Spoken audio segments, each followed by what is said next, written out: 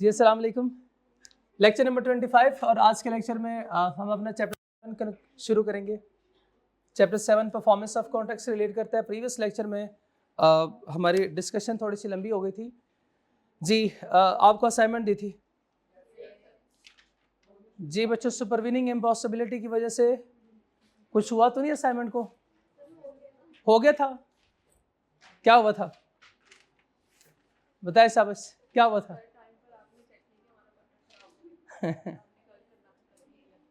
लेकिन मैंने आपको थोड़ा सा टाइम दिया है, मैंने टाइम एक्सटेंड किया है। अल्ट्रेशन उसके लिए क्या चाहिए? ऑथराइजेशन चाहिए। जब मैसेज आपको आ गया था उसके बाद फिर आपने रोला क्यों नहीं डाला? इसका मतलब यह है कि आपने एम्प्लॉयड एक्सेप्टेंस दे दी है। हाँ चले जी शाबाश। कोई सवाल? कोई सवाल? अच्छा ओके, सवालों में सवाल है? नहीं, ये तो हम करेंगे। असाइनमेंट जो आपको दी है वो तो असाइनमेंट पहले होगी जी। क्वेश्चन नंबर मुझे बताइएगा, क्वेश्चन नंबर कौन सा है? क्वेश्चन नंबर 1 में प्रॉब्लम है। हमें प्लीज पेज नंबर भी बताइएगा। पेज है 132।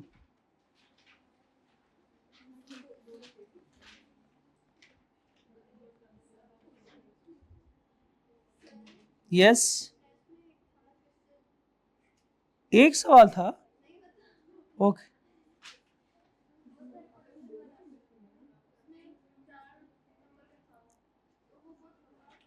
4 नंबर के था और लेंथी था और आपने लेंथी लिखा होगा। बहुत अच्छा कि आपने पूरे नंबर मिलेंगे इंशाल्लाह आपको।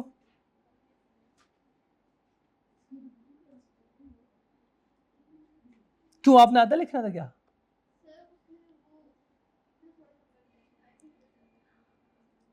नहीं, हम आपको पूरे नंबर देंगे अगर आपने पूरा लिखा है तो जी।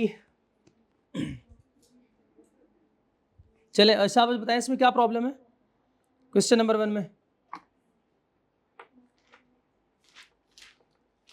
पहले तो आप हमें सवाल बताएं ना, सवाल क्या था? क्या है?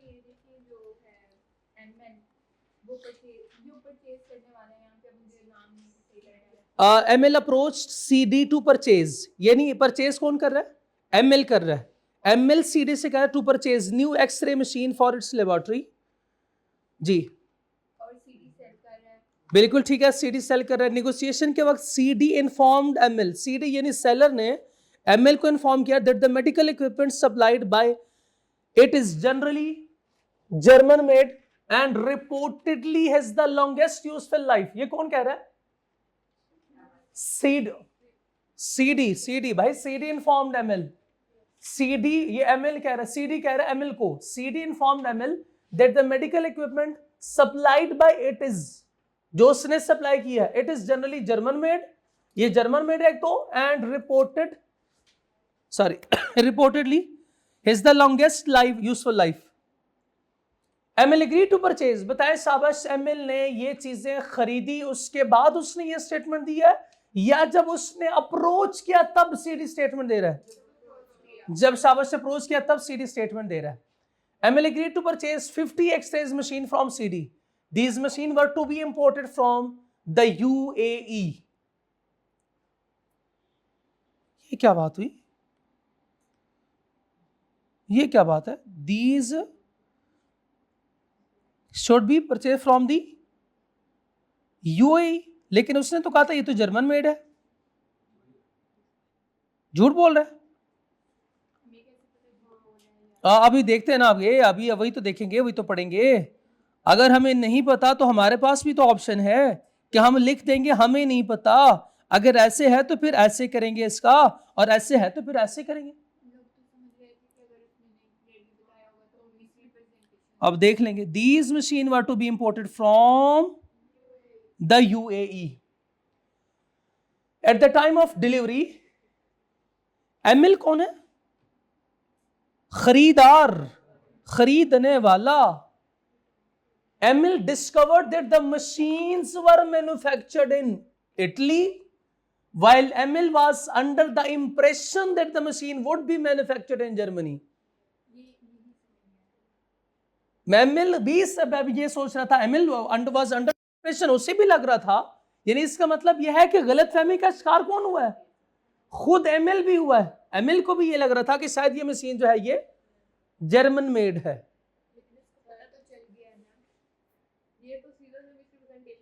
अब अभी देखते हैं। At the time of delivery, ML discovered that the machine were manufactured in कब? At the time of delivery या before delivery?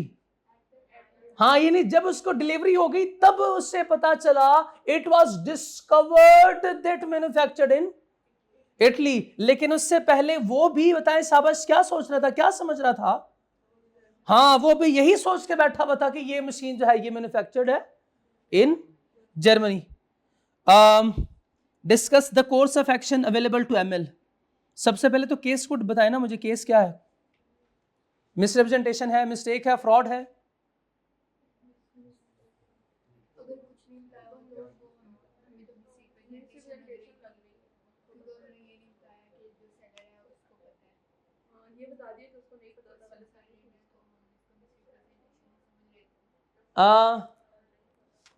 उससे नहीं पता। चले सोल्यूशन में क्या लिखा हुआ है? इफ, हाँ, अब आपका सवाल क्या है?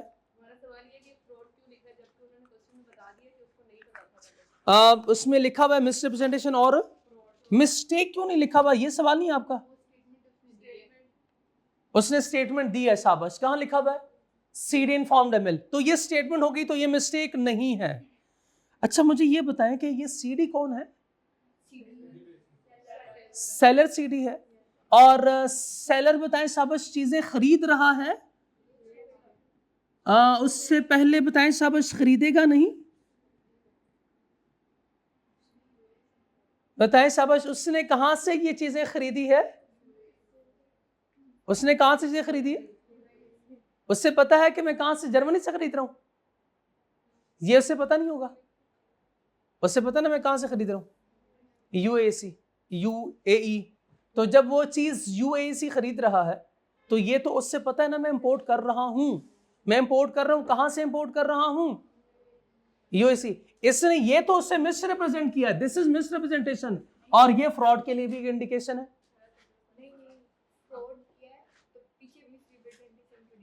हाँ करेंगे। फ्रॉड उसने किया हुआ है, उसने फ्रॉड किया हुआ है। कैसे फ्रॉड है? फ्रॉड तो ऐसे है, ऑन द बेसिस ऑफ ये कि दिस वाज इंप्रेशन। तो ये दो लाइनें जो है वो इसमें खास थी इंडिकेशन के लिए कि एक इंपोर्ट उससे पता है कि मैं इंपोर्ट कर रहा हूं कहां से? UAE से, और दूसरा ये ML was under the impression. ये भी तो बात है ना, ये भी तो बात है जी।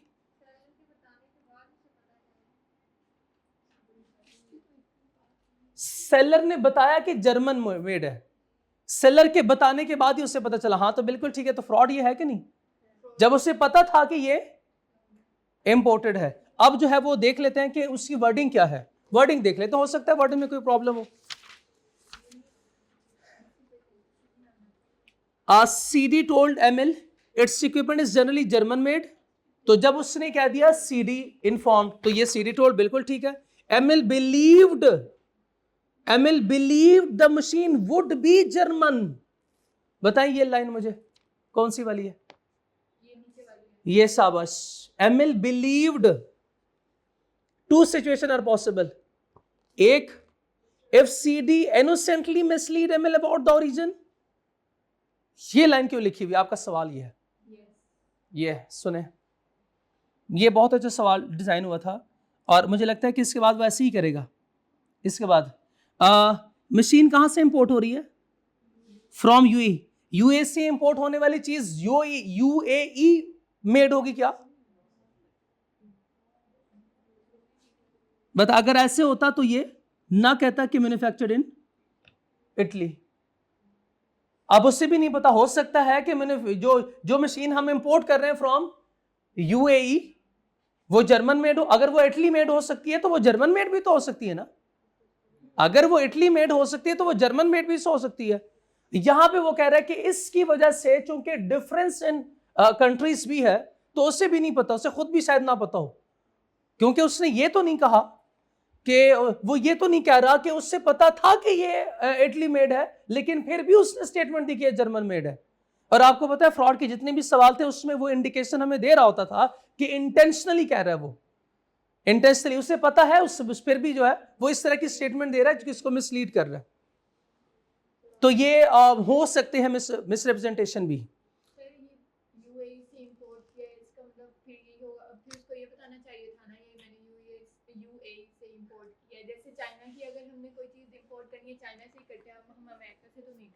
हाँ हाँ बिल्कुल ठीक है, लेकिन क्या अमेरिका में कोई चाइनीज प्रोडक्ट नहीं हो सकती? लेकिन इंपोर्ट तो वहां से नहीं करते, वो तो अपने लिए इंपोर्ट करते हैं। मेड इंपोर्टेड नहीं है, it is generally German made. तो अगर यूए में इटालियन मेड है तो यूए में जर्मन मेड भी चीज तो हो सकती है। अब वो समझ रहा था सीडीबी, उससे भी लग रहा था शायद जो मैं इंपोर्ट कर रहा हूं यूएसी वो भी जर्मन है। तो इस बेस पे ये मिसरिप्रेजेंटेशन है, इस बेस पे ये मिसरिप्रेजेंटेशन है। सर नॉर्मली जब हमें ये कहा जाता है कि जिस भी मुल्क से इंपोर्ट कर रहे हैं तो इसका मतलब वही होता है कि उसी मुल्क की हाँ ये पहले बात तो मैंने की है, मुझे भी ये लगा था कि यूएसी है, यूएई से है तो ये यूएई मेड होना चाहिए, ठीक है, यूनाइटेड मेड होना चाहिए ना ये, लेकिन उसने खुद ही कह दिया कि मैन्युफैक्चर्ड इन इटली। इसका मतलब इटली वाली चीज यूएई गई है और वहां से हम इंपोर्ट कर रहे हैं, तो अगर इटली वाली चीज वहां पे जा सकती है तो जर्मन भी जा सकती है। इसको ये बिलीव कर रहा था, ये इसकी मिसरिप्रेजेंटेशन इसलिए है। नहीं पता चलेगा, हमें नहीं पता चलेगा, हाँ हमें नहीं पता चलेगा, इसलिए हम दोनों के साथ जाएंगे, मिसरिप्रेजेंटेशन भी और फ्रॉड भी।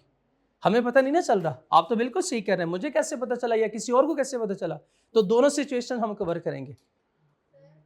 यस दोनों में से मिस्टेक नहीं हो सकती, मिस्टेक में क्या होता है? मिस्टेक में तो स्टेटमेंट नहीं ना देता, यहां पे तो वो खुद स्टेटमेंट दे रहा है। हाँ जिसमें इंफॉर्मेशन क्लियर नहीं है वहां पे दोनों साइड दो एंगल हो सकते हैं, इफ के साथ लिखेंगे, जैसे इसने भी लिखा हुआ है कि दो पॉसिबल सिचुएशन है और बहुत अच्छा लिखा हुआ है। लेकिन तो तब दिखते जब उसने वो इंटेंशनली वाला इस तरह का कोई वर्ड क्लियरली यूज किया हुआ होता है, जब कोई वर्ड क्लियरली यूज नहीं तो मिसरिप्रेजेंटेशन ही कंसीडर करते हैं। नहीं, हम सिर्फ मिसरिप्रेजेंटेशन ही, फ्रॉड हो सकता है कि इसने ना लिखा हो और उसे पता हो लेकिन उसने नहीं लिखा, तो दोनों सिचुएशन पॉसिबल जरूर है। देखिए ये ओपन टर्मिनल क्वेश्चंस होते हैं और ये बार बार आप इसको जो है वो इनकाउंटर करेंगे, बार बार ये आपके सामने आएंगे इस तरह के सवाल। ओपन टर्मिनल इसको कहते हैं, ओपन एंडेड क्वेश्चन है, आप दोनों एरियाज को कवर करेंगे। चले नेक्स्ट के किसी क्वेश्चन में कोई प्रॉब्लम?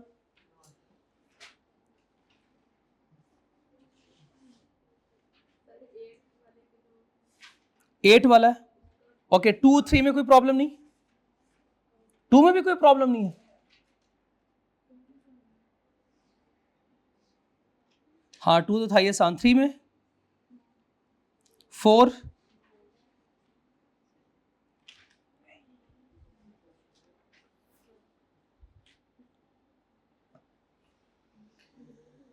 अच्छा सवालों को देखें, सवालों की जरा रिक्वायरमेंट देखिएगा, रिक्वायरमेंट देखें, लिखा हुआ डिस्कस राशिद पोजीशन, इधर देखें ना, इधर देखें, इधर देखें, इधर देखें, discuss Rashid position and remedies available to Ayesha.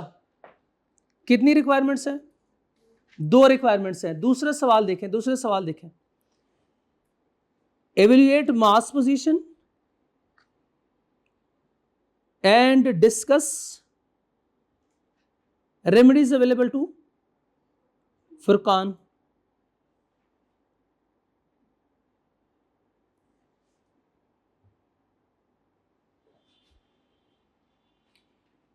evaluate RF position and discuss validity of contract। तो ये सारे सवाल ऐसे होंगे, तो इसमें एक की पोजीशन बताएगा और उसके बाद फिर आपसे पूछेगा रेमेडीज बताओ, रेमेडीज बताओ। तो आप ये सवाल की जो रिक्वायरमेंट्स है ना इसको अंडरलाइन क्या करें और अपने लिए कोई स्टेरिक मार्क, कोई साइन ऐसे रखें कि ये जो सवाल है जो इनके सेम रिक्वायरमेंट है, आपको पता हो कि मैंने एक ही तरह से इसको सॉल्व करना है। फिर जब पेपर में आएगा, जैसे आप रिक्वायरमेंट पढ़ेंगे आप कहेंगे रिलैक्स रहेंगे कि ये वाले सवाल तो मुझे आते हैं, ये मैंने अच्छी खासी प्रैक्टिस की है। तो आप देखते हैं कि सिमिलर इसकी ये रिक्वायरमेंट होती है।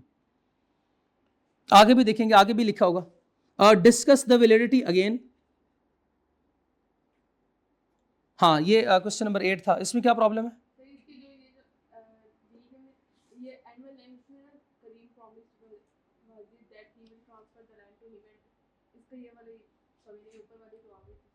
हाँ चलें,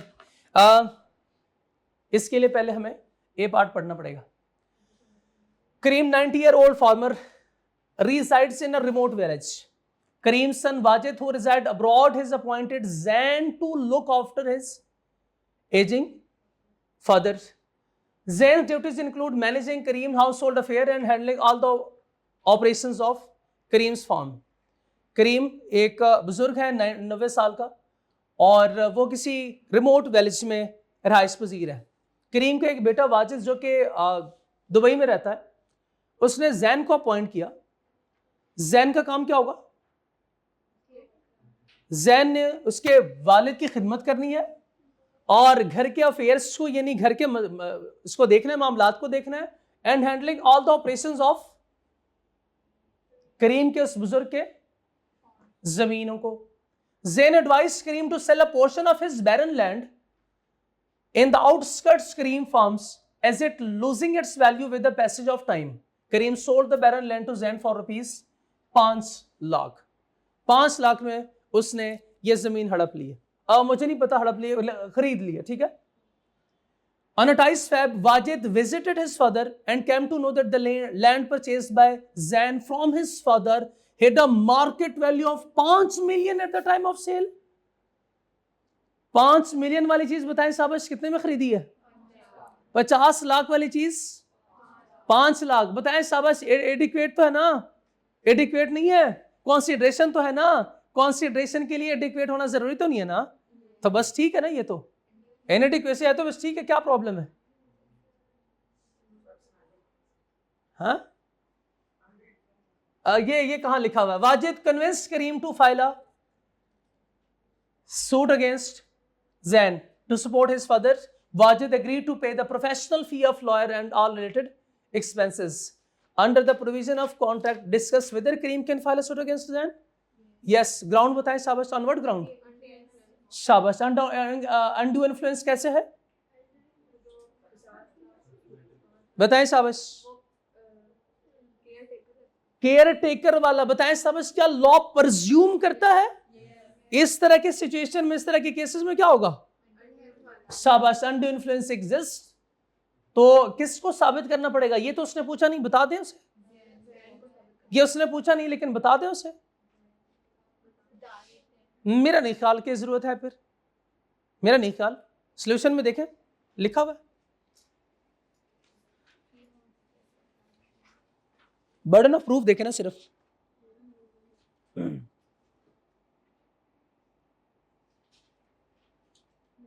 नहीं लिखा हुआ ना, इसलिए नहीं लिखा हुआ कि उसने पूछा ही नहीं, इसलिए नहीं लिखा हुआ कि इसने पूछा ही नहीं।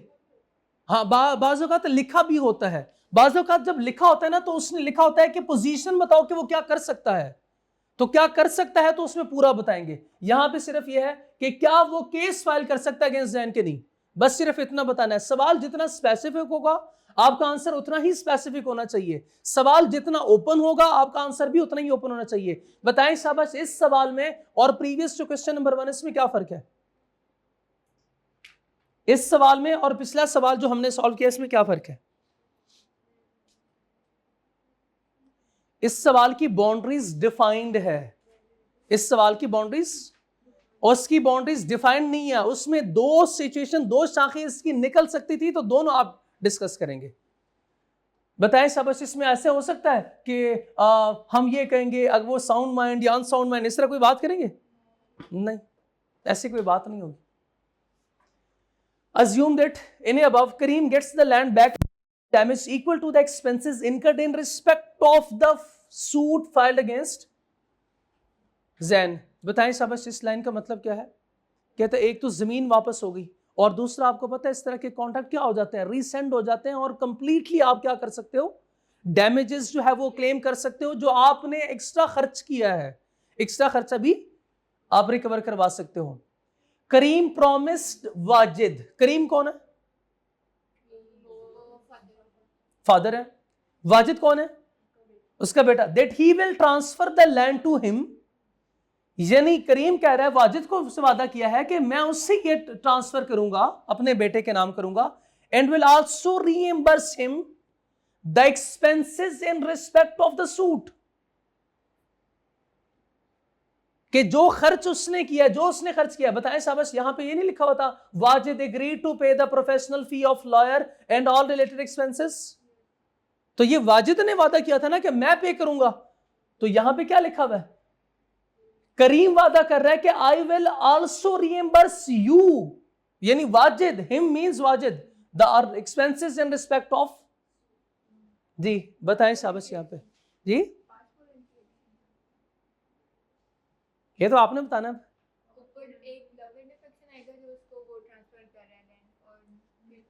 बताएं शाबाश, केसेस को दो हिस्सों में तोड़ेंगे आप।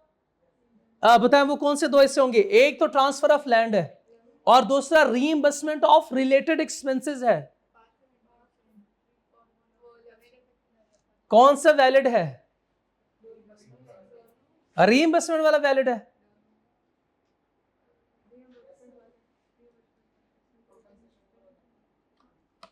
कंपनसेशन फॉर पास्ट,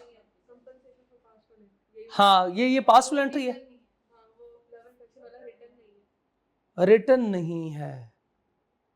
और दूसरा ठीक है नहीं, क्या लव एंड अफेक्शन के लिए रिटर्न? वो तो टाइम बाद डेट के लिए नहीं था रिक्वायरमेंट, लेकिन इसमें बाकी कंडीशन तो फुलफिल हो रही है ना। चलो एक ना भी हो रहा तो क्या मसला है? शाबाश, रिटर्न भी नहीं और रजिस्टर्ड, तीन पूरी हो एक ना हो तब भी नहीं कर सकता। एक भी एसेंशियल्स जो है वो फुलफिल ना हो रहा हो तो बाकी सब खत्म। ठीक है, तो क्या प्रॉब्लम थी इसमें? बस कवर हो गया? ओके जी यस। अनसाउंड माइंड वाला क्यों लेंगे? कैसे? जबरदस्ती तो फिर कुछ भी कर सकते हैं, जबरदस्ती तो हम इसको माइनर में भी लेके जा सकते हैं 90 इयर्स को। नहीं अतरा भी नहीं करना है, भोगी नहीं मारनी कि 90 से ईयर वाला। आप कहते हैं कि वो सोचता तो नहीं ना, वो आप सोच तो बच्चों वाली हो जाती है ना फिर जब बड़े हो जाते हैं। सोच तो फिर बच्चों वाली हो जाती है ना जब ज्यादा। 90 ईयर ओल्ड फार्मर है बेचारा, किसान होगा। यस, पार्टी ए ने पार्टी बी को कोई प्रोजेक्ट दिया है, शाबाश।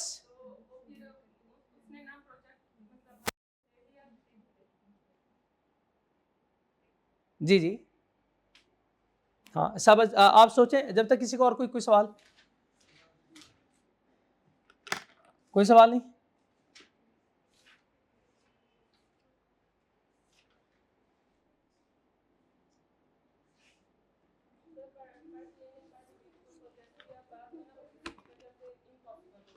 पार्टी ए ने पार्टी बी को कोई प्रोजेक्ट दिया है, बाद में वो किसी भी वजह से इम्पॉसिबल हो गया।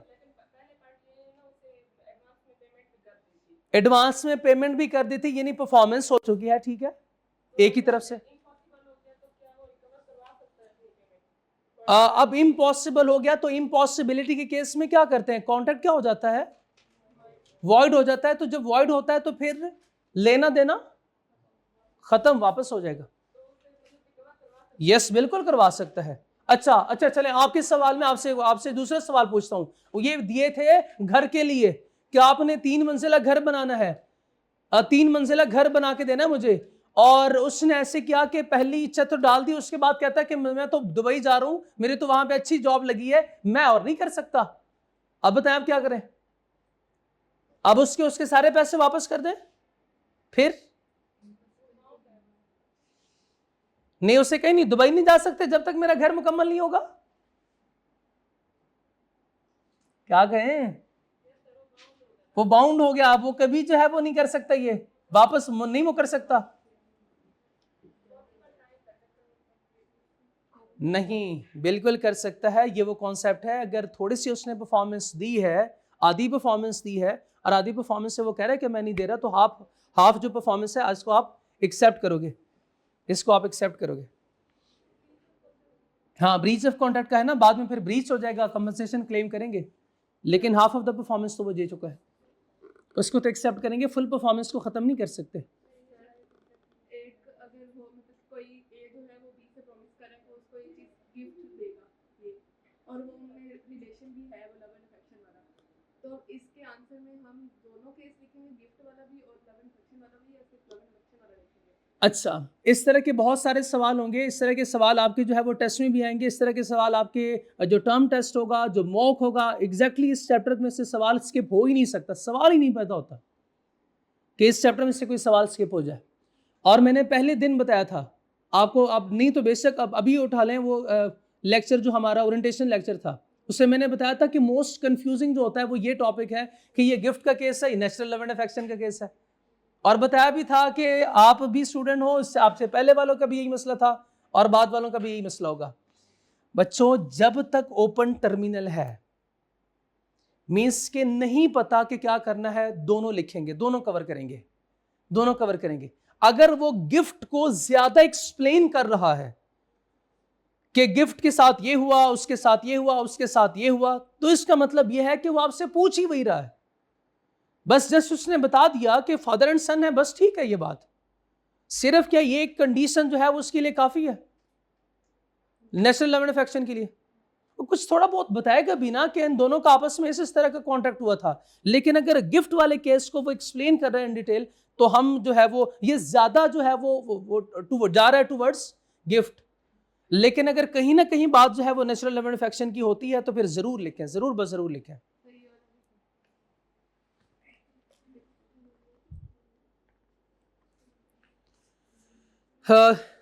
ये चैप्टर नंबर 3 में से सवाल है, क्वेश्चन नंबर 7-6 है, क्वेश्चन नंबर 6 है। Naeem was a treasury manager and R A, I think 7 हो गई, 7 है। चैप्टर नंबर 3 का क्वेश्चन नंबर 7 है।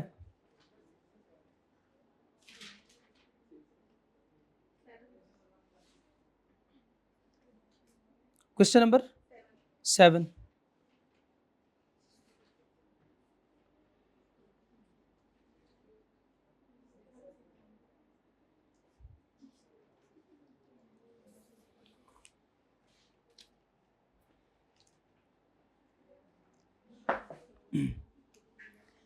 Munir wanted to complete his bachelor degree from Europe, ये तो मैं तो बताया था मैंने।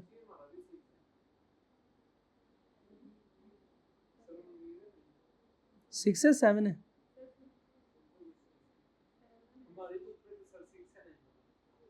नहीं वाला नहीं, मुनीर वाला, मुनीर वाला, हाँ जी। Munir wanted to complete his bachelor degree from Europe. His parental uncle Furqan but his promise to pay rupees 2 million by way of at the time of his admission to a college in Europe. After getting admission to one of the renowned college in Europe, Munir asked Furqan to pay rupees 2 million as promised. Furqan but refused to pay the amount as Munir filed a suit against Furqan but for the enforcement of his. Discuss the circumstances in which Munir may be able to recover the amount from Furqan but. अब बताएं क्या करें? चलें पहले audience view ले लेते हैं जी, क्या करें? एक सेकंड, आपका तो सवाल है ना, हम तो आपसे बाद में पूछेंगे। अच्छा चलें फिर आप बताएं।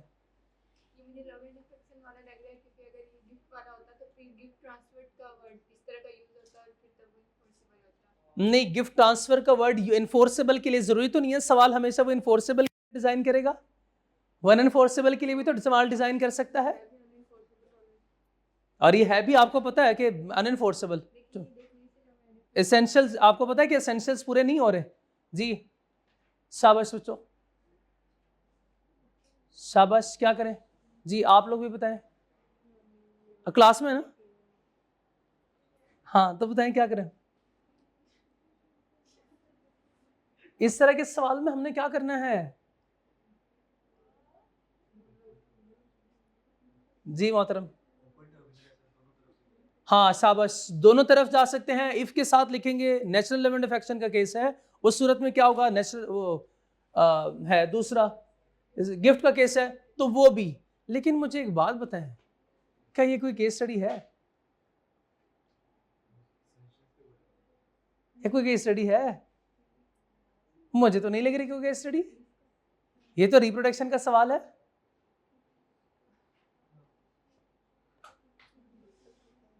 ये तो रिप्रोडक्शन का सवाल है। कैसे? Discuss the circumstances in which Munir may be able to recover the amount from Furqan but. बस उसमें क्या कंडीशन लिखेंगे, नेचुरल लेवेंट इफेक्शन की भी चारों कंडीशन लिखेंगे, हम गिफ्ट की भी तीनों कंडीशन लिखेंगे, और कंक्लूजन में फिर दोनों का कंक्लूजन दे देंगे। चूंकि दोनों, अच्छा अगर ये कंडीशन फुलफिल हो रही हो तो कर सकता है। उसने कौन सा पूछा हुआ है कि ऊपर जो हुआ है तो उसका बता दें, वो भी हमसे पूछ रहा है कौन से सर्कमस्टांसेस में वो रिकवर करवा सकता है। मैं लिखूंगा अगर ये नेचुरल लेवेंट इफेक्शन का केस है तो ये 4 कंडीशन पूरी होनी चाहिए तब रिकवर करवा सकता है। गिफ्ट का केस है तो ये 3 कंडीशन पूरी होनी चाहिए तो रिकवर करवा सकता है। अब देखें ये लिखा हुआ है।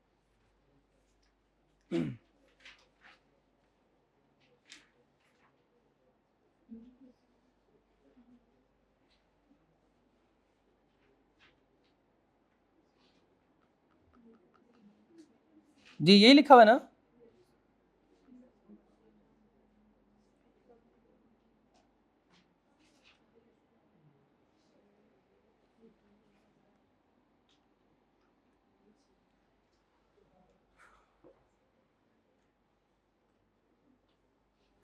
If the gift was completed valid consideration, yes कर सकता है। अगर एग्रीमेंट रिटर्न में हो, registered under the law, made an account of natural लेवेंट इफेक्शन और क्लोजेशन, तब ये रिकवर करवा सकता है। दोनों सिचुएशन कवर हो रही है। मैं ज्यादा इंटरेस्टेड पता है किसमें होता हूं? गैस करें। एग्जामिनर कमेंट्स में, जो आप लोग नहीं पढ़ते। Examinees wrote about the condition of नेस, बहुत अच्छे। However, they fail to appreciate all the conditions which are necessary। तो बच्चों ये गलती आपने नहीं करनी, सिर्फ ये नहीं लिखना ये नेचुरल लेवेंट इफेक्शन का केस हो तो फिर रिकवर करवा सकता है। नहीं, चारों कंडीशन लिखेंगे, लिखने के बाद लिखेंगे कि अगर ये चारों कंडीशन फुलफिल हो रही हैं तो रिकवर करवा सकता है। अच्छा, majority of the answer were incomplete. और इनकम्प्लीट कैसे होता है आंसर? इधर देखें, देखें इधर इधर इधर। Few examinees, no one had any idea that the gift need to be।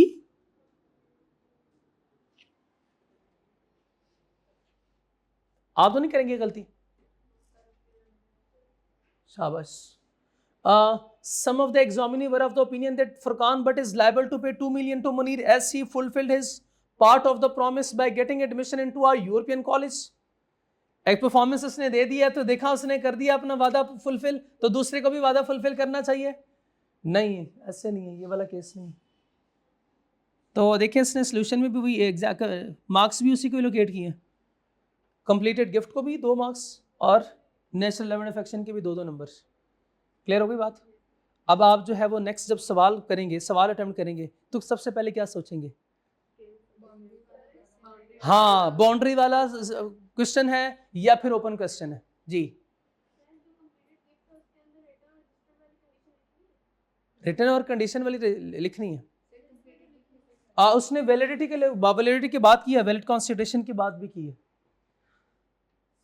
The gift was not completed, Munir can not claim. हाँ तो बस ठीक है, उसमें तो लिखा हुआ, उसने तो सवाल में भी लिखा हुआ है कि वो नहीं दे रहा, तो सवाल स्पेसिफाई कर रहा है। जी शाबाश। अब तो बच्चों सवाल में कोई प्रॉब्लम नहीं होगी। हाँ जी, आपका कॉन्सेप्ट में कोई मसला नहीं होगा। आपको जो सिर्फ एक मसला होगा वो सवालों में होगा, वो बार बार हम प्रैक्टिस करेंगे, इसी तरह होगा, इसी तरह होगा। लॉ में दूसरे किसी सब्जेक्ट में नहीं, लॉ में मैं भी आपको ओपन छोड़ता हूँ, आप जितने सवाल पूछ सकते हैं सवाल पूछें। क्वेश्चंस के बारे में जितनी हमारी डिस्कशन ज़्यादा होगी, वो चाहे कि किसी रिजल्ट, किसी नतीजे तक पहुँचे ना पहुँचे, लेकिन कुछ ना कुछ ज़रूर सीखेंगे, कुछ ना कुछ उससे ज़रूर सीखेंगे। आज हमने क्या सीखा? हाँ, सवाल कुछ क्लोज होते हैं जो हमसे कहते हैं कि नहीं आगे नहीं जाना, और कुछ सवाल ऐसे होते हैं जो हमें ओपनली छोड़ देते हैं, जो लिखना है लिख लो। ये नहीं, पूरा लॉ नहीं लिखा जाना,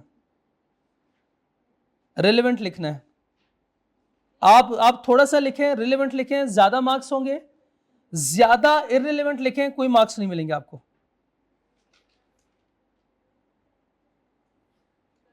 यस, लीगल नेचर और लीगल इफेक्ट। इफेक्ट होता है केस का, नेचर में आप केस को डिफाइन करते हैं। दोनों में कोई ज्यादा फर्क नहीं है, जाहिर है उसमें वैलिडिटी दोनों में बताएंगे आप।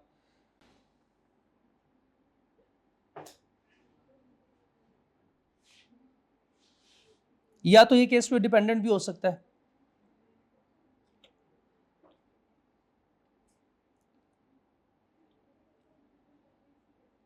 चलें जी, चैप्टर नंबर 7, कितना बड़ा चैप्टर है ना।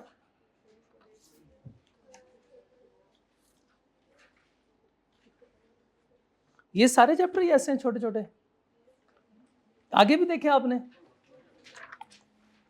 10-15 मिनट में चैप्टर याद हो जाता है आपको,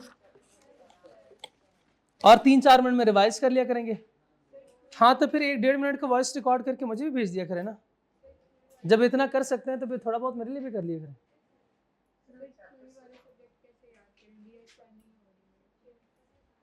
DSR के टीचर से पूछे ना।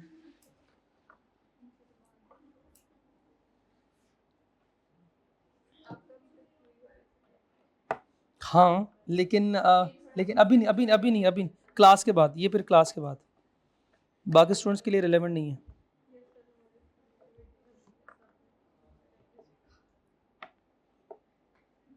चलें जी, परफॉर्मेंस ऑफ कॉन्ट्रैक्ट 2। बताएं साहब इस चैप्टर में क्या पढ़ना हमने? परफॉर्मेंस के ही रूल्स पढ़ने हैं, आगे परफॉर्मेंस के ही रूल्स होंगे। आज जो डिस्कस करेंगे वो होगा who can perform the contract. तो फिर मुझे बताएं who can perform the contract, कौन कर सकता है? सॉफ्ट कॉपी भी ओके, जज़ाकल्लाह। कौन कर सकता है परफॉर्म? अब कौन परफॉर्म कर सकता है बताएं शाबाश।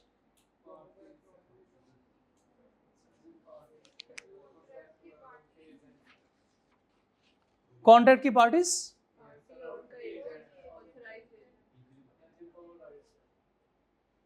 यानी कॉन्ट्रैक्ट में जो बंदे होंगे वही परफॉर्म कर सकते हैं। हाँ, या जिनको वो, ये कहा ये पढ़ के बता रहे हैं ना। अच्छा मैंने बताया था कि जिनको वो अपॉइंट करता है या फिर या कोई या कोई एजेंट उसका होगा, तो ये पार्टीज टू द कॉन्ट्रैक्ट होते हैं। और थर्ड पार्टी कौन सी होती है? इनके अलावा बाकी जो भी होंगे, लीगल रिप्रेजेंटेटिव, एजेंट और प्रोमिसर खुद, इन दो के अलावा जितने भी लोग हैं वो सारे कौन है? वो सभी थर्ड पार्टी है, वो थर्ड पार्टी है। बताएं सब थर्ड पार्टी कॉन्ट्रैक्ट परफॉर्म कर सकती है?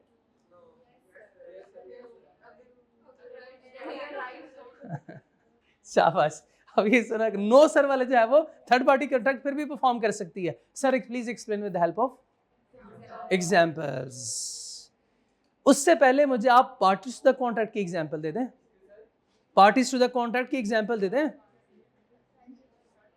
ऑथराइज एजेंट जैसे परफॉर्म करता है, वो याद है एग्जांपल? वो जो हमने आटा खरीदा था, वो सेल्समैन ने बताया साहब क्या मालिक, दुकान के मालिक ने खुद हमारे घर डिलीवर किया था। तो फिर किसने? उसके एजेंट ने किया था। बिल्कुल ठीक है शाबाश। वो भी आपको याद होगा जब हमने कुछ खरीदा था लेकिन वो प्रोमिसर की डेथ हो गई थी। प्रोमिसर की डेथ हो गई थी, लेकिन उसके डेथ से पहले प्रोमिसर ने एक्सेप्ट किया था। तो बताएं कौन लायबल था?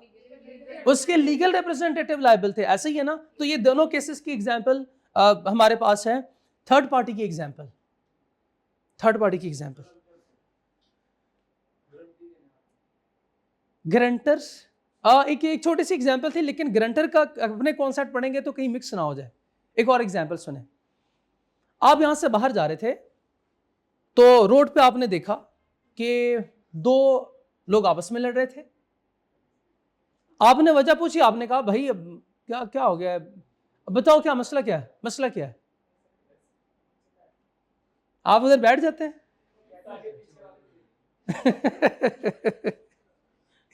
ताकि पीछे वालों को भी नजर आए। ठीक है ओके। आपने वजह पूछी, आपने कहा कि हाँ भाई क्यों लड़ रहे हो। एक कहता है देखो ना यहाँ पे या मैं खड़ा था, उसने वो पीछे से आ रहा था, उसने मेरी गाड़ी ठोक दी, अब इसकी गलती है। दूसरा कहता भाई 20 सड़क आपके बाप की है, ये केनाल आपके बाप का नाम था, तो आपके बाप की सड़क है कि आप इधर खड़े हो। उसने कहा नहीं आपने मेरी गाड़ी का नुकसान पहुंचाया तो आप मुझे पैसे दो। दूसरा कहता है मेरी गलती नहीं थी, गलती आपकी थी। आपने कहा अच्छा बताओ यार कितने आपके हैं पैसे, तो बताएं साहब सबसे पहले तो ये डिस्प्यूट किन दो पार्टीज के दरमियान है, ए और बी, और आप कौन हो, सी। आप गए, आपने कहा कि अच्छा कितने पैसे हो गए, उसने कहा 200 रुपए। आपने जेब से 200 रुपए निकाले और उसको दे दिया उसका, आपने 200 रुपए जो है वो इस पार्टी को दे दिए। अब क्या वो ए ये कहेगा नहीं मुझे 200 रुपए आपसे नहीं चाहिए, मुझे बी से चाहिए। उससे बी उससे 200 रुपए से गर्ज है या उसने बी को जलीली करना है? ये जरूर आप ही होंगे फिर। तो इसको 200 से गर्ज है ना, उसने बस 200 रुपए ले लिए और वो चलता बना। बताएं शाबाश ये किसने एक्सेप्ट किया? अगर एक्सेप्ट करता है तो इसका मतलब यह है कि थर्ड पार्टी ने ये परफॉर्मेंस दे दी। ये परफॉर्मेंस किसने दी है? किसी थर्ड पार्टी ने दी है, इसने एक्सेप्ट भी कर लिया, इसने एक्सेप्ट भी। बताएं शाबाश क्या सी के जाने के बाद दोबारा इसको पकड़ सकता है? पैसे निकालो 200, क्यों नहीं? हाँ जब उसने यहां से 200 रुपए एक्सेप्ट कर लिए तो बताएं शाबाश ओरिजिनल प्रॉमिस रिलीज हो गया ना, बस अब इसकी कोई लायबिलिटी नहीं है। तो बताएं शाबाश ये परफॉर्मेंस किसने दी है? थर्ड पार्टी ने ये परफॉर्मेंस दी है। ये परफॉर्मेंस सब्जेक्ट टू कि ये दोनों आपस में कोई नॉन पार्टीज ना हो। ओके यस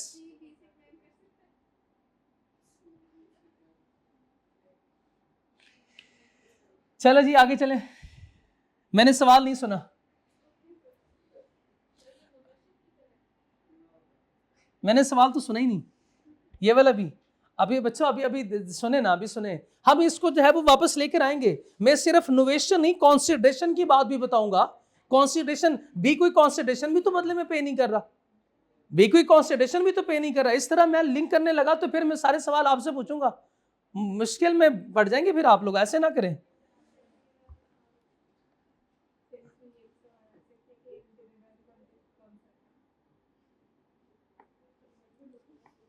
सर ये तो प्रोमिसर और प्रोमिसी थे ही नहीं सर, ये तो ऑफर एंड एक्सेप्टेंस भी नहीं है, तो कॉन्ट्रैक्ट कैसे हो गया? सर वो कैसे यहां से बीसी से एक्सेप्ट कर सकता है जब सी जो है वो उसके तो कॉन्ट्रैक्ट में तो वो बंदा लायबल होता है तो already part of the contract, लेकिन ये तो था ही नहीं, तो जब इसकी लायबिलिटी नहीं थी तो ये कैसे पे कर सकता है?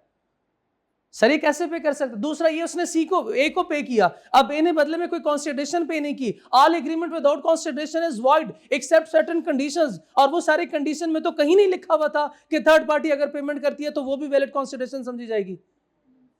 अब रोक नहीं सकते मुझे, फिर एक एक चैप्टर में जो जो मसले जहां पे लूप होल है ना सारे बताऊंगा फिर मैं। चलो आगे चलो, इसलिए कहता हूं सही तरीका सीखे, उल्टा चलना खुद ही आ जाएगा इंशाल्लाह आपको। चलो बच्चों एग्जामिनेबिलिटी में देखें, एग्जामिनेबिलिटी में देखें learning objective who can perform the contract high. Moderate का मतलब नहीं है ना छोड़ देते हैं आप लोग, नहीं ये पूरा चैप्टर ही अहम है। मैं पहले बता सकूं चैप्टर 6 और चैप्टर 7 दोनों अहम है, क्योंकि ये दो चैप्टर्स जो है ये पीछे जितने भी चैप्टर्स पढ़े हैं आपने देखा होगा कि आके यहां इधर ही खत्म होते हैं, इधर ही आके खत्म होते हैं। रिप्रोडक्शन का सवाल भी पूछता है और केस स्टडी भी सेट होती है यहां से जी। Who can perform the contract, general rule बताएं शाबाश। जनरल रूल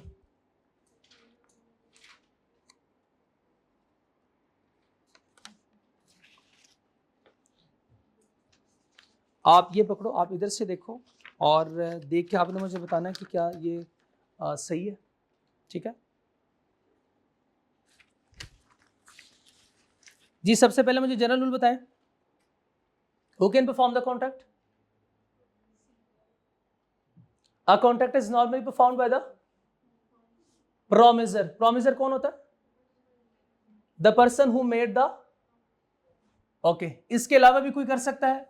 यस, परफॉर्मेंस में also be done by agent या लीगल रिप्रेजेंटेटिव। और आपको पता है एजेंट और लीगल रिप्रेजेंटेटिव भी प्रोमिसर के डेफिनेशन में आ जाते हैं, है कि नहीं? ऐसे एजेंट कौन होता है? एजेंट जो अपने प्रिंसिपल के बिहाफ पे काम कर रहा होता है। और लीगल रिप्रेजेंटेटिव कौन होंगे? If the promisor die the legal representative must perform the promise. ठीक है, must perform the promise. Okay, example, A और बी, ए प्रॉमिस्ड बी कि वो इसको 5 लाख देगा जब बी परफॉर्म करेगा। बी ने परफॉर्मेंस दे दी है, ठीक है, परफॉर्मेंस दे दी। बताएं सब ए की डेथ हो गई परफॉर्मेंस के बाद, अब कौन लायबल है? Legal representative. इसकी लायबिलिटी कितनी थी? 5 लाख की, 5 लाख की। चले एक इंफॉर्मेशन आपको और दे देता हूं, ए के पास अपना जो जायदाद छोड़ के जा रहा है, जायदाद छोड़ने वाले की कुल जायदाद है 3 लाख। बताएं साबस लीगल रिप्रेजेंटेटिव कितने के लिए लायबल हैं? क्यों? लायबिलिटी उसकी 5 लाख थी। तो आपने खुद ही कहा कि legal representative must perform the promise. तो जब परफॉर्म, आगे तो है ही नहीं, must perform the promise only up to the extent of जानने वाले की जायदाद के बराबर, up to the extent of deceased estate. ठीक है ना? ये कब है? जब किसी एक सिंगल प्रॉमिसर ने वादा किया हो। सिंगल प्रॉमिसर, अच्छा सिंगल प्रॉमिसर ज्यादा भी हो सकते हैं, 2 भी हो सकते हैं, 2 भी हो सकते हैं। Yes, rule of joint promiser सवाल आए थे ना 1-2, आपने पूछा था और मैंने कहा था नहीं जॉइंट प्रॉमिसर में पढ़ेंगे।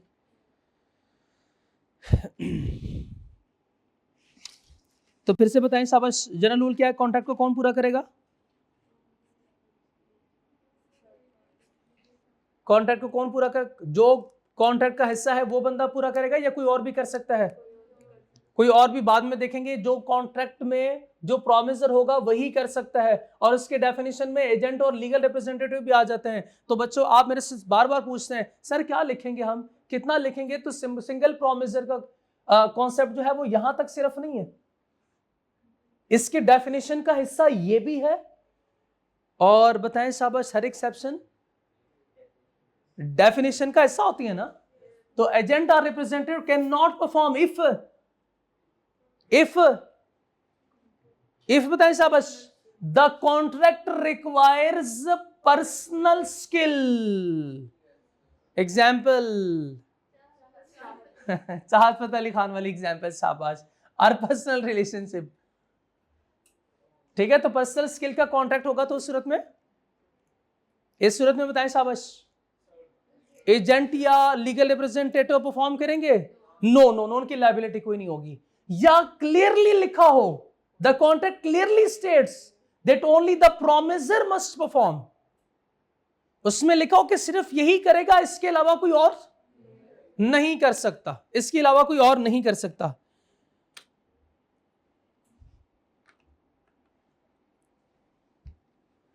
आटे वाली एग्जाम्पल याद है? आटे वाली एग्जाम्पल, दुकानदार जो है वो खुद नहीं तो लेकर आया था ना, उसने कहा था चलो ठीक है आपके घर आ जाएगा तो कोई दूसरा कर लेगा। इसी तरह जब एक पार्टी ने कहा कि भाई इतने जो है वो आपको ये चीज डिलीवर कर देंगे, या मैं करूंगा या फिर मेरा एजेंट या मेरा कोई लीगल रिप्रेजेंटेटिव आपको कर देगा, मेरे बिहाफ पे कोई दूसरा कर देगा, मैं बहुत मसरूफ हूं तो मैं नहीं आ सकता, मैं बंदा भेज दूंगा। अच्छा तो सुने सुने सुने, उसने परफॉर्मेंस देनी थी, खुद नहीं ना गया, किसी दूसरे को भेजा उसने। फॉर एग्जाम्पल इस बंदे की शादी हो, अब क्या ये कह सकता है मैं बहुत मसरूफ हूं, मैं नहीं आ सकता? एक्सेप्शन द कॉन्ट्रैक्ट में गया था क्यों नहीं, clearly states that only the promiser must perform, अगर वहां पे लिखा हो कि सिर्फ यही बंदा परफॉर्म कर सकता है, कोई और नहीं कर सकता। एग्जाम्पल क्लियर होगी ना, भूलेगे तो नहीं अब ये लाइन? शाबाश, that only the promisor must perform. तो बताएं शाबाश, इस सूरत में कोई एजेंट या लीगल रिप्रेजेंटेटिव परफॉर्म कर सकते हैं? नहीं कर सकते, इस सूरत में भी नहीं। अगर ये सिंगल प्रोमिसर का केस हो, किसका? ओके, थर्ड पार्टी की एग्जांपल क्लियर है ना? एग्जाम्पल अगर क्लियर है जो मैंने एग्जाम्पल दिया, अब डेफिनेशन देखें। थर्ड पार्टी की definition, someone not part of the contract may perform the promise, yes, if the promisee accept such performance. तो देखा आपने, एग्जाम्पल वही थी कि अगर ए एक्सेप्ट करे वो 200 रुपए, तो मिस्टर बी भी रिलीज है और मिस्टर सी भी रिलीज है। Once the promisee accept performance from a third party, the original promiser is discharged and cannot be asked to perform again. यही बात थी ना उसमें, बस एक एग्जाम्पल से हमें पूरी बात क्लियर हो गई। अब एग्जाम्पल नोट तो नहीं करेंगे? कर लिए एग्जाम्पल नोट? और एग्जाम्पल के साथ क्या लिखा आपने? लड़ाई वाली एग्जाम्पल लिख लिया करें ना आप, इस तरह लिखा करें लड़ाई वाली एग्जाम्पल, तो ए बी सी इस तरह पार्टी, आपको कैसे याद रहेगा कि ये कौन सी एग्जाम्पल थी?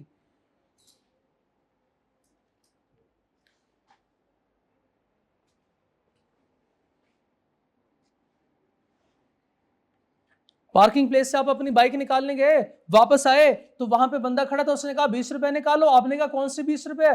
तो आपने तो मुझे कोई वो पर्ची नहीं दी। उसने कहा यहाँ पे मैं जो है वो मैं तो थोड़ी देर बाहर चला गया था। आपने कहा तो इसका मतलब तो यही हुआ कि आप नहीं थे। आपने कौन सा मेरी बाइक का ख्याल रखा है? मैं कोई पैसे नहीं दे रहा। आप गए बाहर, आपने देखा कि तो लड़ाई हो रही है बाहर धूप में, चलो भाई 20 रुपए जेब से निकाले, उसको दे दिया। अगर उसने एक्सेप्ट कर लिए तो बताया दोनों डिस्चार्ज हैं, या वो कहेगा चलो ये तो 20 रुपए हो गए, अब आप भी दो। नहीं, दोनों पार्टीज क्या हो गए?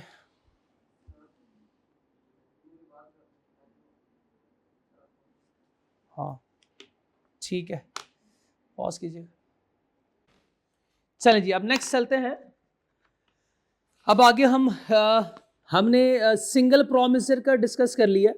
सिंगल प्रोमिसर की केस में क्या होगा? सिंगल प्रोमिसर ही लायबल होता है, और अगर एजेंट हो तो वो लायबल होगा उसके डेथ की सूरत में, फिर उसके लीगल रिप्रेजेंटेटिव लायबल होंगे। एक्सेप्शन ये है कि पर्सनल नेचर का या पर्सनल स्किल का, पर्सनल रिलेशनशिप का कोई कॉन्ट्रैक्ट हो, या कॉन्ट्रैक्ट में ऑलरेडी स्पेसिफाइड हो कि ये बंदा ही इसको परफॉर्म करेगा, तो इसके अलावा कोई दूसरा परफॉर्म नहीं कर सकता। अच्छा, third party performance by third party, के अगर थर्ड पार्टी परफॉर्मेंस दे और प्रोमिसी प्रोमिसर इसको एक्सेप्ट करता है, प्रोमिसी इसको एक्सेप्ट करता है, यानी प्रोमिसर ने थर्ड पार्टी प्रोमिसर बनके कोई परफॉर्मेंस देता है, जैसे एबीसी वाली एग्जांपल में उसमें सी थर्ड पार्टी है, अगर वो कोई एक्ट करता है और प्रोमिसी इसको एक्सेप्ट कर लेता है, तो एक्सेप्टेंस की सूरत में जो दूसरी पार्टी थी यानी बी, उसकी लायबिलिटी भी खत्म हो गई। अब ये मिस्टर ए दोबारा मिस्टर बी से पैसे क्लेम नहीं कर सकता कि अब आप मुझे पैसे दो, ये तो मिस्टर सी ने दिए या आपने थोड़ी दिए।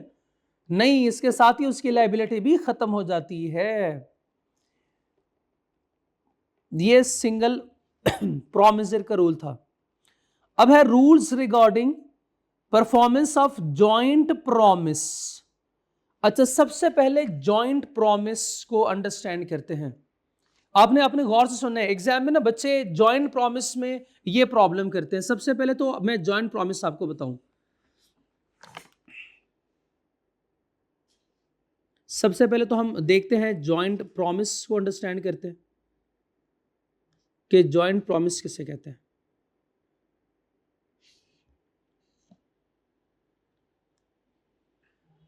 यह है फॉर एग्जाम्पल ए, और ये है मिस्टर एक्स।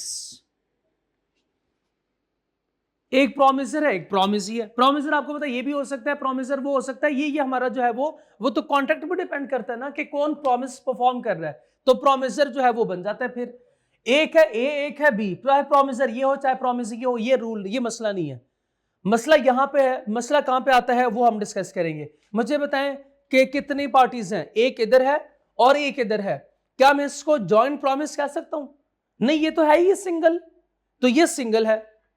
जॉइंट प्रॉमिस का जो रूल है उसमें देखिएगा, उसमें जॉइंट प्रॉमिस कहते हैं कि जब दो बंदे ए और बी मिलके मिस्टर एक्स के साथ अगर कोई एग्रीमेंट, कोई कॉन्ट्रैक्ट कर रहे हैं, तो this is concept of joint promise.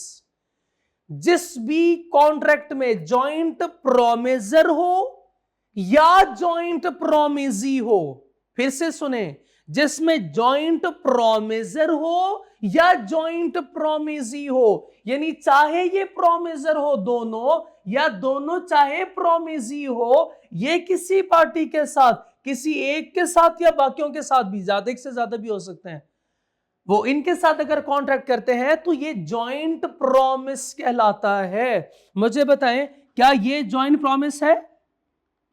क्या ये जॉइंट प्रॉमिस है? अगर ये दो पार्टीज इनके साथ कोई एग्रीमेंट, कोई कॉन्ट्रैक्ट करते हैं, यस, ये भी जॉइंट प्रॉमिस है। ए बी सी, ये तीनों मिलके इनके साथ कोई कॉन्ट्रैक्ट करते हैं, क्या ये जॉइंट प्रॉमिस है? हाँ, ये जॉइंट प्रॉमिस है, ये जॉइंट प्रॉमिस है। क्या ये तीनों ए बी सी ये मिलके मिस्टर एक्स के साथ कोई कॉन्ट्रैक्ट करते हैं, क्या ये जॉइंट प्रॉमिस है? हाँ, ये भी जॉइंट प्रॉमिस है, ये भी जॉइंट प्रॉमिस है। क्या एक्स वाई जी अगर मिस्टर सी के साथ कोई कॉन्ट्रैक्ट करता है, जॉइंट प्रॉमिस है? यस, जॉइंट प्रॉमिस है। क्या ये ए बी, सॉरी एक्स और वाई मिस्टर बी के साथ कोई कॉन्ट्रैक्ट करते हैं? यस, ये भी जॉइंट प्रॉमिस है। ये दोनों ए बी और सी के साथ कोई कॉन्ट्रैक्ट करते हैं तो ये भी जॉइंट प्रॉमिस है। तो रूल जॉइंट प्रॉमिस के लिए याद रखिएगा कि इसमें प्रॉमिस जॉइंट प्रॉमिसर हो या जॉइंट प्रॉमिसी हो या दोनों हो, जॉइंट प्रॉमिसर भी जॉइंट प्रॉमिसी भी। तो मैंने सारे रूल्स आपके सामने, सारी ये सिचुएशंस रखी हैं। अब आपने इसको जो है वो भूलना नहीं है कि जॉइंट प्रॉमिस के केस में, जॉइंट प्रॉमिस के केस में दो पार्टीज होंगी, वो आगे किसी के साथ कॉन्ट्रैक्ट कर रही हैं, चाहे वो आगे एक हो या दो हो या तीन हो या जितने मर्जी हो, ठीक है? तो ये जॉइंट प्रॉमिसर या जॉइंट प्रॉमिसी होते हैं। तो this promise is called joint promise. When two और more person makes a promise together, यहां पे टुगेदर इसका मतलब स्टूडेंट लेते हैं कि दो या दो से ज्यादा लोग, मींस के ए और बी, ये भी तो दो है सर, ये जॉइंट प्रॉमिस नहीं है, ये सिंगल प्रॉमिसर और सिंगल प्रॉमिस ही है। यहां पे क्या होना चाहिए, ए और सी इधर बी के साथ जो है वो कोई कॉन्ट्रैक्ट कर रहे हो, ये जॉइंट प्रॉमिस है। The following rules apply unless contract stated otherwise. अच्छा, इसका क्या मतलब होता है? ये अनलेस स्टेटेड अदरवाइज का मतलब क्या होता है? ये तो पहले भी स्टूडेंट ने पूछा था। Unless the contract stated otherwise, इसका मतलब क्या होता है? कहता कि ये रूल है, रूल यही होगा जो ये मैंने लिखा है, जनरली यही रूल लगेगा। अनलेस के कॉन्ट्रैक्ट में लिखा हो कि ऐसे नहीं वैसे, ठीक है? वैसे हम जो है वो नॉर्मली एक एक सिचुएशन के मुताबिक चलते हैं। अगर कॉन्ट्रैक्ट ने स्पेसिफाई कर दिया ऐसे नहीं, जनरली जो होता है ऐसे नहीं वैसे, तो जो वैसे होगा फिर उसके वैसे के मुताबिक ये हम इसको क्लासिफाई करेंगे, ठीक है? तो अनलेस द कॉन्ट्रैक्ट अदरवाइज का मतलब ये है कि कॉन्ट्रैक्ट के मुताबिक इसको हम चेंज भी कर सकते हैं, यानी वैसे तो जॉइंट प्रॉमिसर का रूल ये है, लेकिन अगर कॉन्ट्रैक्ट में कुछ और लिखा हो तो वो भी हो सकता है। अच्छा,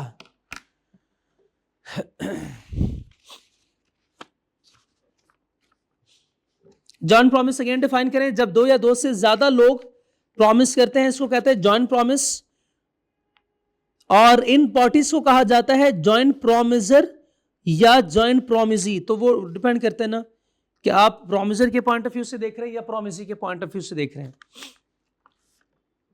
ओके, अब रूल्स देखें। Number 1, joint and several liability. Joint and several liability, joint किसे कहते हैं? जॉइंट कहते हैं मिलकर वो लाइबल हैं। सेवरल मींस के हर बंदा इंडिविजुअली भी लाइबल है फुल अमाउंट के लिए। जॉइंट बोले तो सारे मिलकर भी लाइबल हैं, और सेवरल लाइबिलिटी मींस के इंडिविजुअली भी हर बंदा फुल अमाउंट के लिए लाइबल है।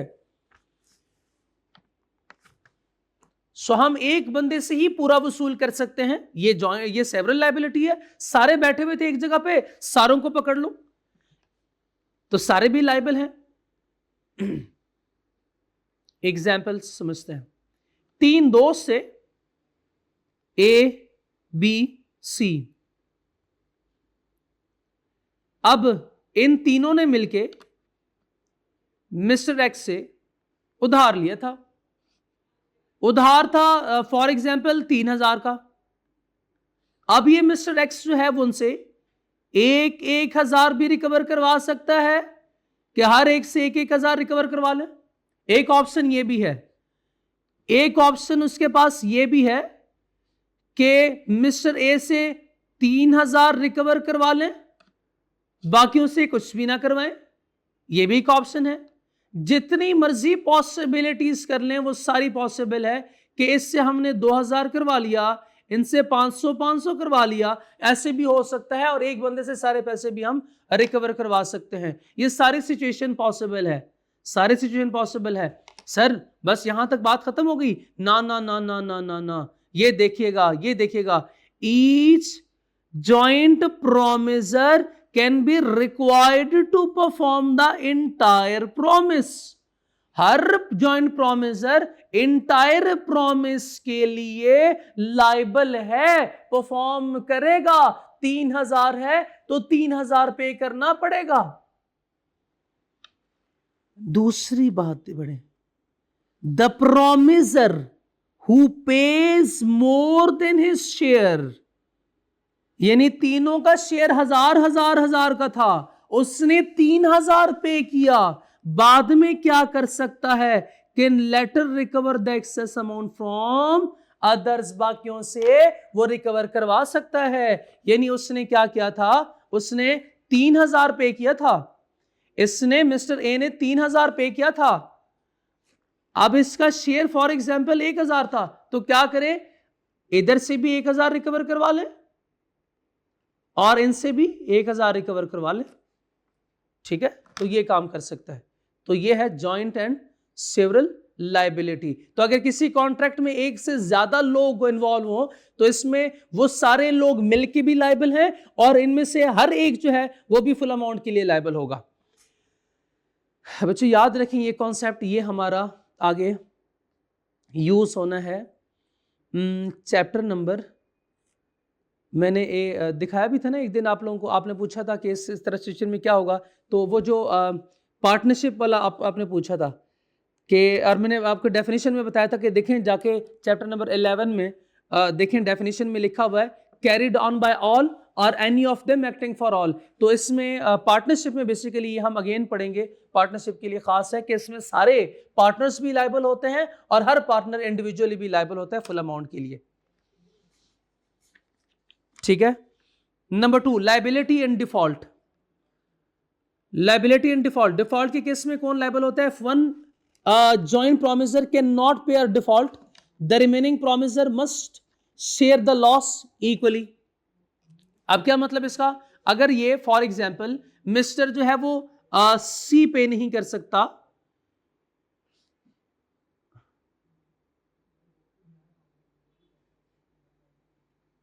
किधर गया वो, आजा। अगर तो फॉर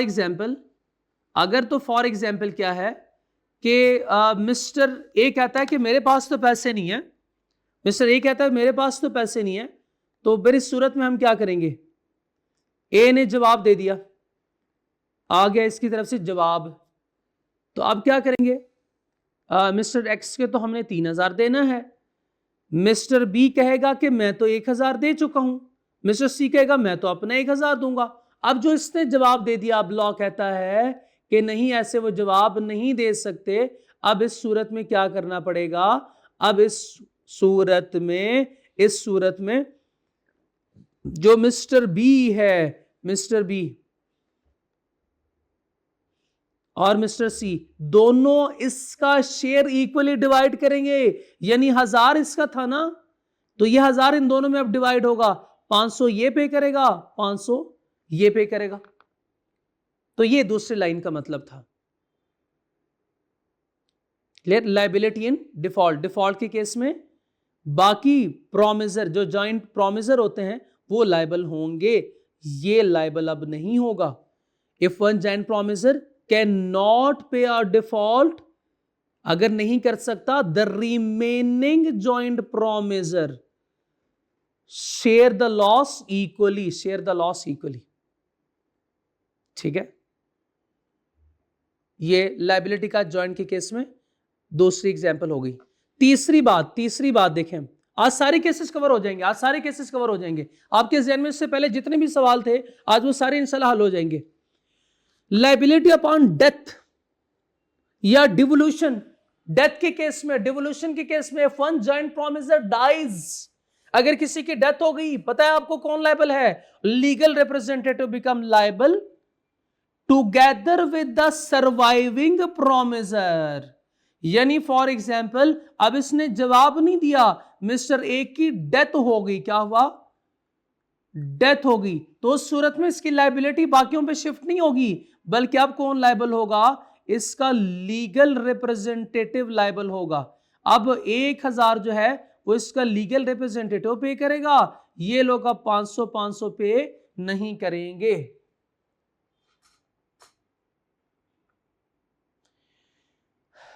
चले, एक्सट्रीम सिचुएशन, एक और आपके जहन में जो बात आती है, अगला सवाल आपके जहन में सवाल आ रही है, अगला सवाल आपके जहन में जो आ रहा है वो सुने। वो ये है कि if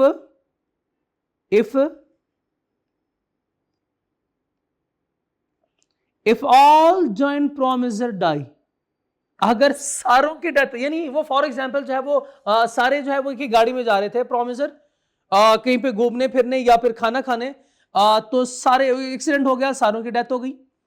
the legal representative of all of them must perform the promise jointly. अब इन सारों के लीगल रिप्रेजेंटेटिव क्या होंगे? वो लायबल होंगे। अब सारों के लीगल रिप्रेजेंटेटिव लायबल होंगे। अब फॉर एग्जांपल छोड़ के जाने वाला, अगेन वही कॉन्सेप्ट है, इसके पास 500 रुपए थे, इसके पास 500 रुपए थे, इसके पास 700 रुपए थे, इन तीनों की डेथ हो गई, अब 3000 है। बताएं साहब, जो इसके लीगल रिप्रेजेंटेटिव है वो कितने के लिए लायबल है? वो 500 जमा 500 जमा 700, ये टोटल बनता है 1700 के लिए लायबल होंगे, इससे ज्यादा अमाउंट के लिए लायबल नहीं है इसके लीगल रिप्रेजेंटेटिव, सारों के लीगल रिप्रेजेंटेटिव, यानी up to the extent of deceased state. तो ये लिखा हुआ है कि liability of legal representative, the liability of legal representative is equal to the deceased state. Okay, ये 3 बातें हो गई। चौथी बात, liability after releasing joint promisor, ये बहुत अच्छा कॉन्सेप्ट है।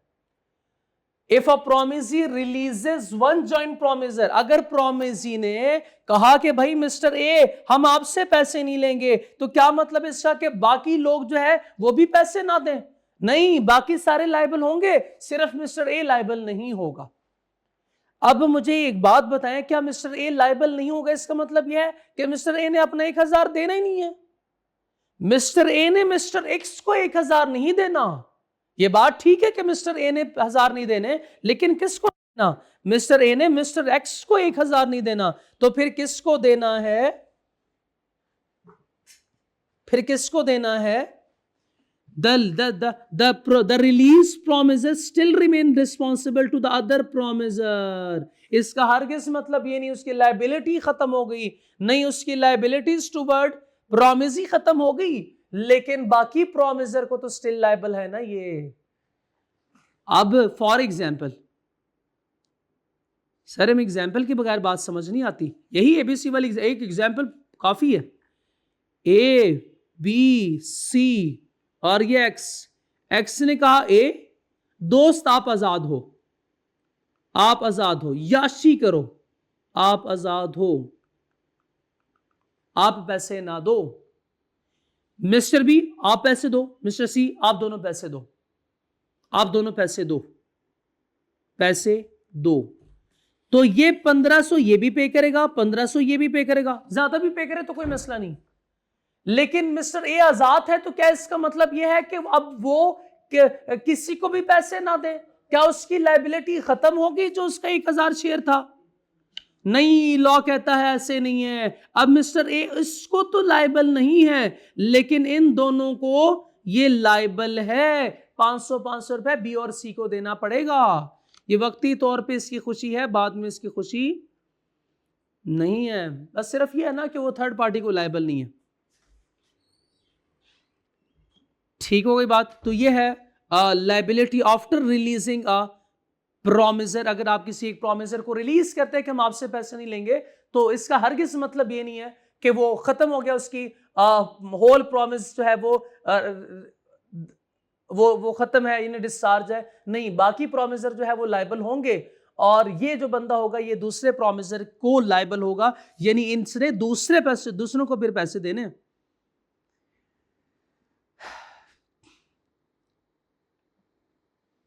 ये एक जॉइंट प्रोमिसर का सवाल है। Agreed liability of each promisor. इन्होंने mister A, mister B, mister C और मिस्टर डी चारों ने क्या किया है? एग्री किया है कि वो इनकी इतनी लायबिलिटी होगी। ए, बी, सी एंड डी, इन चारों ने एग्री किया है कि इनकी लायबिलिटी कितनी होगी। Agreed liability of each promisor is 300, 300, 300, 300. Allocation of bad debt. 550, 50, 150 और 50. Actually paid by each promiser कितना पे किया इसने? 1200 पे किया है। Refundable, payable. Liability total कितनी थी? 1200 agreed. Actually paid by each promisor, इन्होंने कुछ भी नहीं किया, आंडा। तो इसने पे किया 12 का 1200। अब इसने कितना ज्यादा पे किया है?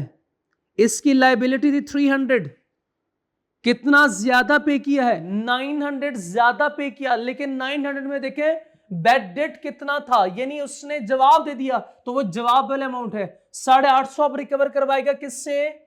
850 किससे रिकवर करवाए? इनसे रिकवर करवाएगा। कितना? 150 जो है वो देखे ना, ये तो गुड डेट है, ये तो बैड नहीं है। ये 350 इससे, 350 ये, और 150 इधर से वो रिकवर करवा। एलोकेशन है। अच्छा, ये कोई सवाल नहीं है, बस जस्ट उसने एक एग्जांपल दी थी। सवाल इसके हम करेंगे कि कैसे इसकी एलोकेशन होगी, और मैंने आपको बताया कि ये एग्जामिनर का फेवरेट हिस्सा है, और जॉइंट प्रोमिसी का सवाल वो पूछता है। चाहे वो MCQs में हो, चाहे वो आपसे रिप्रोडक्शन का सवाल 2 नंबर के साथ पूछे, या फिर किसी भी केस स्टडी में इसका सवाल आ सकता है, कोई एडजस्टमेंट इसकी हो सकती है। ठीक है, यहाँ तक हमें बात समझ आ गई। क्विकली हम इसको रिवाइज करते हैं। परफॉर्मेंस ऑफ कॉन्ट्रैक्ट 2 हमारा, इसमें हमने डिस्कस किया who can perform the contract. तो डिफॉल्ट रूल क्या है कि कौन परफॉर्म कर सकता है? सिंगल प्रोमिसर परफॉर्म करता है। The person who made the promise normally perform it. हाँ, ये भी कर सकते हैं, यानी ये जो हमारे एजेंट है, या फिर प्रॉक्सी भी कर सकता है। Proxy second legal representative. ये भी एक्सेप्शन क्या है? Can not use an agent और representative if the contract require personal skill का कॉन्ट्रैक्ट हो। एग्जाम्पल उसने दिए हुए आगे। और इफ द कॉन्ट्रैक्ट स्ट्रिक्टली, या कॉन्ट्रैक्ट में लिखा हो कि only the promisor must perform. ठीक है, यानी वो जवाब दे सकते हैं कि भाई अपना काम आप खुद करो। परफॉर्मेंस बाय थर्ड पार्टी देखिएगा कॉन्सेप्ट क्या है? Yes, the third party, someone not part of the contract, may perform the promise if the promisee accept it. Once the promisee, ये रूल बहुत जरूरी है, once the promisee accept performance from the third party, the original performance is discharged, खत्म हो गई original performance, they cannot be asked to perform again. Third party ने बताया साबिश performance दी है ना promisee को, उसने ये परफॉर्मेंस एक्सेप्ट कर दी, तो ये जो ओरिजिनल प्रोमिसर है, बताएं साबाश, क्या हो गया इसके साथ? ये वाला कॉन्ट्रैक्ट, तो ये वाला कॉन्ट्रैक्ट खत्म हो गया। ओके, बात हमें समझ आ गई? नेक्स्ट आगे चलें, जॉइंट प्रॉमिस का rule. Joint promise, joint promise का रूल क्या है? जॉइंट प्रॉमिस का रूल है व्हेन टू और more person make a promise together each. अच्छा, इससे पहले जो है वो मैंने आपको जॉइंट प्रॉमिस का रूल बताया कि जॉइंट प्रॉमिस किसे कहते हैं। When the two or more persons make a promise together, each joint promiser can be required to perform the entire promise. यानी वो jointly भी liable है, वो severally भी liable है। The promiser who pays more than his share can later recover the excess amount from the others. बाकियों से recover करवा सकता है। तो ये देखिएगा कि एक क्रेडिटर है, 3% जॉइंटली प्रॉमिस टू पे $3,000 क्रेडिट में, क्रेडिटर में recover the full 3,000 from any one of them, किसी से भी या सब मिलकर भी पैसे दो, ये भी कह सकता है।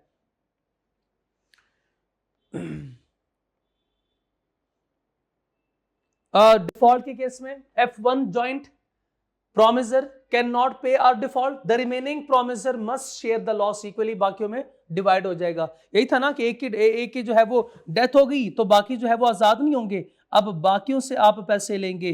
3 जो थे जैसे हमारे A, B और C, इसकी डेथ हो गई, सॉरी डिफॉल्ट कर गया, डिफॉल्ट का केस है ये डिफॉल्ट। तो डिफॉल्ट की सूरत में ये अपना तो पे करेगा 1000 प्लस 500, मिस्टर ए का भी, ये भी अपना 1000 पे करेगा प्लस 500 मिस्टर ए का भी पे करेगा। Liability up to death, upon death या डिवोल्यूशन के केस में, if one joint promiser dies, his legal representative become liable together with the surviving promisers. अगर सारों की डेथ हो जाए, all their legal representative must perform the promise jointly. Liability इनकी कितनी होगी? Up to the extent of strictly limited to the value of the deceased estate. तो मरने के बाद भी पीछे नहीं, हाँ आप तो छोड़ गए ना। ये नेक्स्ट कॉन्सेप्ट है creditor release. Creditor release, creditor अगर ए को रिलीज करता है तो क्या इसको छुट्टी मिली? ना ना ना ना ना ना, तो ये स्टिल रिस्पॉन्सिबल फॉर कॉन्ट्रीब्यूशन। किसको? प्रोमिसर बी एंड सी को। If the promisor release one joint promisor, the other promisor remain liable for the whole promise. यानी promisor B and C liable है, ये ए रिलीज हो गया, ये दोनों लाइबल हैं, लेकिन ये स्टिल लाइबल है। तो ये पार्टनर कंट्रीब्यूशन, यानी however the release promisor still remain responsible to the other promisor for contribution if they pay more then there shares. अगर उससे ज्यादा हैं तो उसके लिए लायबल हैं। और ये एक एग्जांपल थी छोटी सी जो आपने देखी, उसमें ये देखिएगा 850, क्योंकि वो 50 जो है वो इसके बजट में लीजिए। ये जो है उस एग्जांपल को छोड़ो, एग्जांपल वो जो हम पेपर वाली करेंगे, ठीक है। तो ये था हमारा आज का लेक्चर, जिसमें हमने मेरा ख्याल है इतना काफ़ी आज, क्योंकि टाइम भी ज़्यादा हो गया तो लेक्चर की ड्यूरेशन बहुत बढ़ जाएगी। तो who can perform the contact, और ये एग्जामिनर का भी फेवरेट एरिया है। इस लेक्चर में हमने ये कंप्लीट किया है। तो आज का लेक्चर यहाँ ख़त्म करते हैं। अस्सलाम वालेकुम।